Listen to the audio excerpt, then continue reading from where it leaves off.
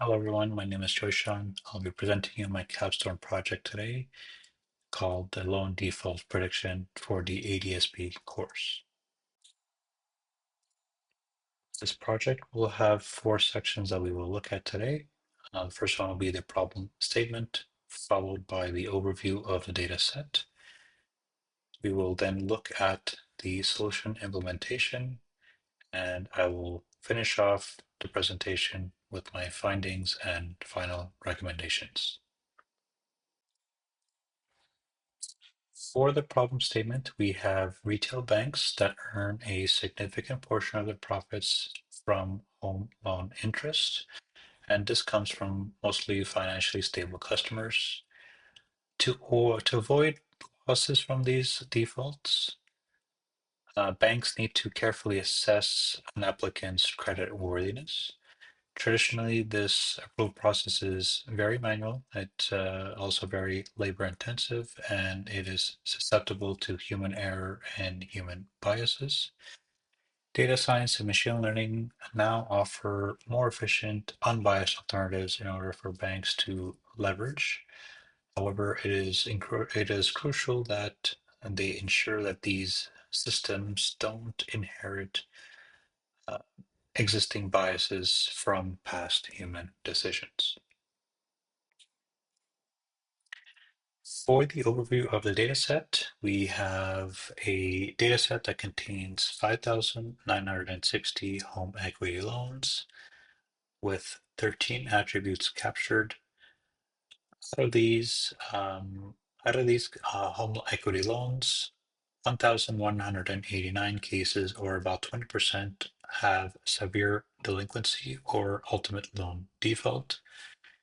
And in terms of the attributes, we have categorized them in terms of three parameters: financial parameters, customer parameters, and credit history, with the attributes as follows. While conducting exploratory data analysis, I discovered several insights, which I will present to you right now. The first chart on the left describes the loan distribution.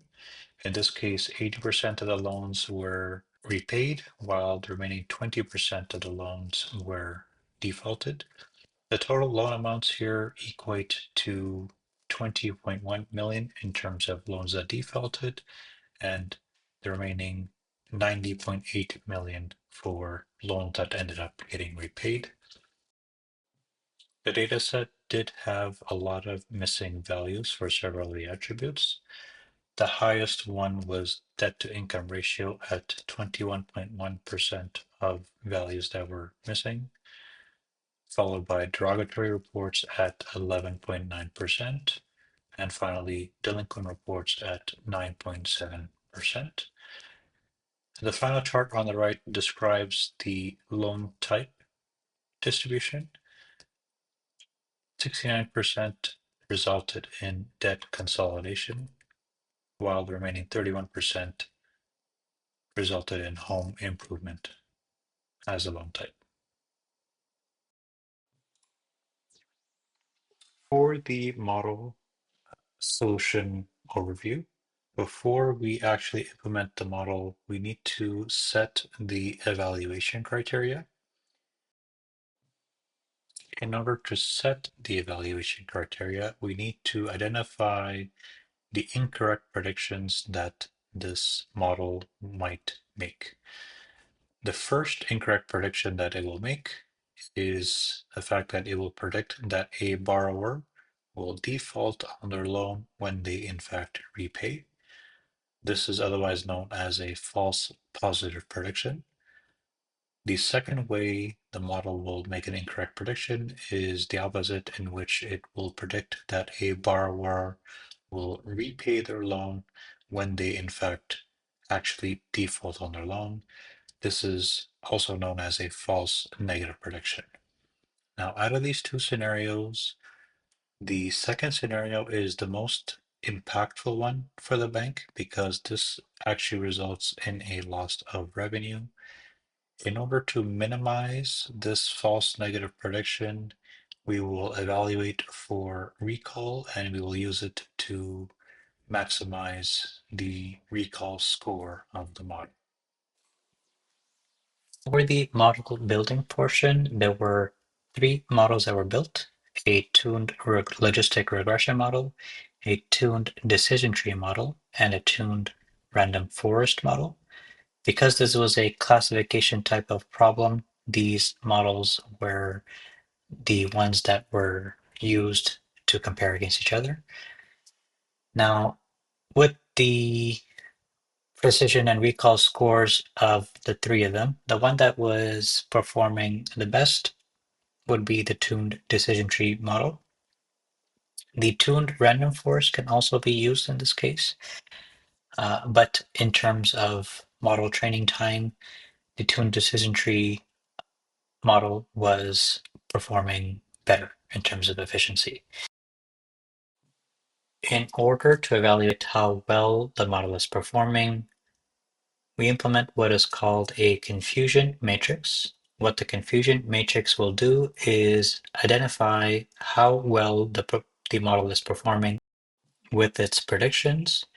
And you can see that it correctly identified 1,287 cases in which the loan was properly repaid. It also correctly identified 252 cases in which the loan actually ended up in a default. The top right of the quadrant are the false positive predictions, in which the model predicted that the borrower will default when in fact they repaid. The bottom left portion of the quadrant is the false negative, in which the model predicted that the borrower will repay when they in fact defaulted. And this is the one that we are trying to minimize. So in a real life scenario, these 105 cases of incorrect predictions will result in the bank losing money. In terms of the feature importance, the top three attributes that offer the most influence is the debt to income ratio, followed by credit age and property value. The attributes that don't have any feature importance that show up on this chart can be safely dropped from the model without affecting the model performance in any way.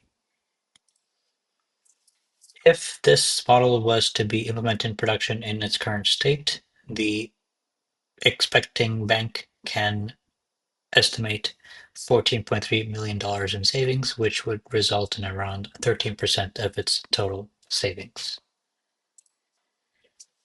For final conclusions, there are three recommendations that I provide. The first one is to keep iterating on the model to achieve a recall score of above 90% while keeping the precision values above 85% in order to have a consistently performing model. The second recommendation I would give would be to make any key attributes to be mandatory to collect, which will help improve model accuracy as well as avoid having missing values. The third recommendation I can provide is to capture other relevant attributes such as interest rates, market conditions, industry trends, and other similar factors such that the model can be more performant over changing conditions. And with that, I thank you for listening to this presentation.